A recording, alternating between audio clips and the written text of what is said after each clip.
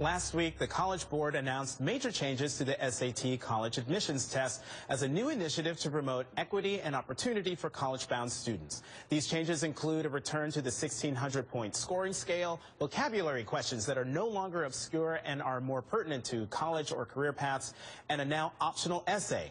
All changes that will take effect starting in 2016. Additionally, costly test preparation classes that were available to those students with means will now be available to all students, as the educational website Khan Academy will offer free online coaching.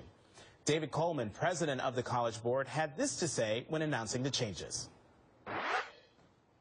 And if the College Board is indeed serious about going beyond assessment to deliver opportunity, we must confront the inequalities that now surround assessment, such as costly test preparation. But will these changes actually help close the education inequality gap in this country? I want to welcome Dennis von Roekel, the president of the National Education Association, and presidential historian and Pulitzer Prize-winning author Doris Kearns-Goodwin, who join us from Washington, D.C., where they are attending the National Board for Professional Teaching Standards Education Conference, Teaching and Learning 2014. Hello, hello. Hello, good to be here. Thanks for being here. Dennis, I want to touch on those students who, like myself, and my SAT scores prove it, are just not good test takers. Will these changes in the SAT help them? Will it make a difference? Well, I haven't seen the actual new test, so I can't comment on the specific questions. I think the idea that we provide free assistance to people is a really important one for bridging that inequality that exists in the system. I think the movement is also toward not having a single measure determine eligibility for college. It's better to have multiple measures and consider other factors. And I also hope the conversation includes the greatest inequity that exists, and that is the affordability of college. It has increased so dramatically that it's getting more and more difficult for just the average American to be able to send their son or daughter to college.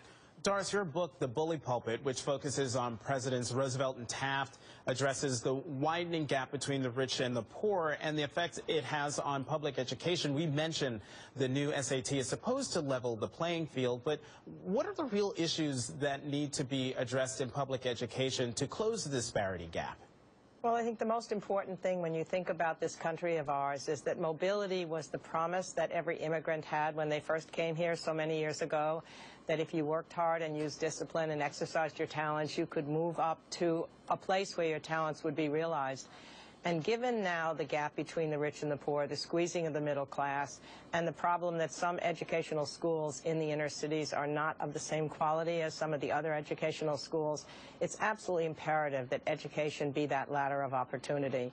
And we've just got to figure out ways that these kids can be motivated from the time they're little to stay in school, to let their talents. We're losing so many people before the system is finished that don't even have a chance to go to college. Even forget the affordability, they've lost their impetus before they get there. So education's the key to America. No, you're absolutely right. Dennis, let me get your view on another disparity we have in this country, dealing with suspensions. The federal government found that of 3 million children suspended or expelled during the 2010-2011 school year, 7 out of 10 were black or Latino or kids with disabilities. How would you explain that trend? And is there work that needs to be done with teachers and their perceptions to rectify the issue? There absolutely is work to be done. We've got to take a look very hard at the statistics and then take the next important step to say, what is it that we can do, all of us, the adults within the system, to change that statistic? It's just unacceptable. And what we worry about most is the kids who are dropped out. It's the school-to-prison pipeline.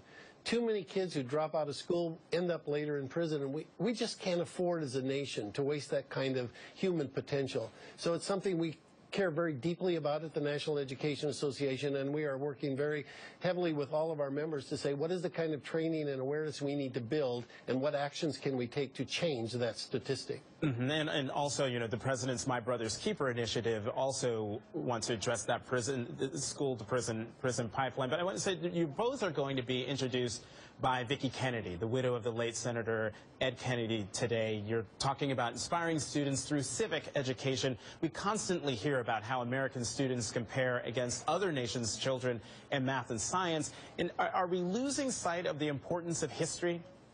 Well, I hope not. I mean, I think history is so important because it allows us to understand the people who went before us, who lived their lives and walked the earth so many decades ago, had struggles and triumphs. They create the contours of the present. Otherwise, we're just living by ourselves as if we have to learn everything all over again.